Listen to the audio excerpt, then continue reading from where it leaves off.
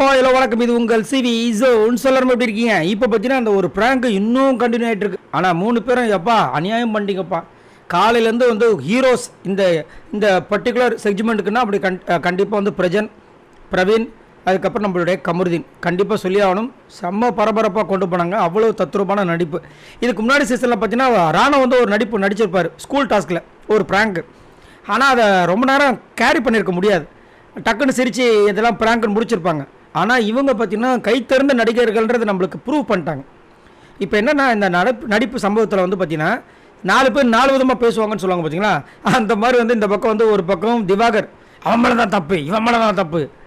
ஒரு பக்கம் வந்துட்டு நம்ம கானா வினோத் இது வந்துட்டு ப்ரெசென்ட் பண்ணது தான் தப்பு அப்படின்னு சொல்லிட்டு மாறி மாறி பேசுவேன். திவ்யா சூப்பராக வந்து ஒரு விஷயம் பண்ணுறாங்க. திவ்யா அவங்க ஏன் வந்துட்டு எல்லாருக்கும் இப்போ பிடிக்குது, அவங்க வந்துட்டு செம்மையாக சம்பவம் பண்ணுறாங்க அப்படின்ற காரணங்கள் என்னென்னா, இப்போ உள்ளே போயிருக்காங்க கன்ஃபரன்ஸ் ரூமுக்கு. நீங்கள் எதுக்கு தேவையில்லாமல் மாறி மாறி வந்து அதை வந்து பேசுகிறீங்க? வேறு ஏதாச்சும் இருந்தால் பேசுங்க. இப்போ தேவையில்லாமல் பேசி வளர்க்க வேண்டாம். இதுதான் உண்மையான ஒரு சண்டையில் நடக்கிற விஷயங்கள். அதாவது 2 பேர் சண்டை போடுறாங்க அப்படின்னா அந்த 2 பேர் சண்டை போட்டு முடிச்சுடுவாங்க. அதை வந்துட்டு அப்படியே ஊதி பெருசாக்கிறது பார்த்தீங்கன்னா சுற்றி இருக்கிறவங்க தான். இது வந்து இந்த காதல் ஜோடி பிரிகிறாங்க பார்த்தீங்கன்னா, கல்யாணம் ஆனவங்க போய் அதுவுமே ஒரு பொருந்தும். அவங்க 2 பேரும் அப்படியே விட்டோன்னா சண்டை போட்டு அடுத்த நாள் கூடிப்பாங்க. கூட இருக்கிற உறவுக்காரங்க என்ன பண்ணுவாங்க, அவங்க இப்படி பண்ணலாமா, நான் அன்றைக்கே பார்த்தேன் ரொம்ப ஓவராக பேசுகிறான். இவங்க சொல்லுவாங்க இந்த பொண்ணு மட்டும் சும்மாவா, சமையல் இது பண்ணுறது அது பண்ணுறது இப்படின்னு ஏற்றி விட்டு அவங்களே நினச்சிருப்பாங்க பொண்ணு மாப்பிள்ள, சே இவங்ககிட்ட சொல்லாமல் நம்மளே சேர்ந்துருப்போமோ.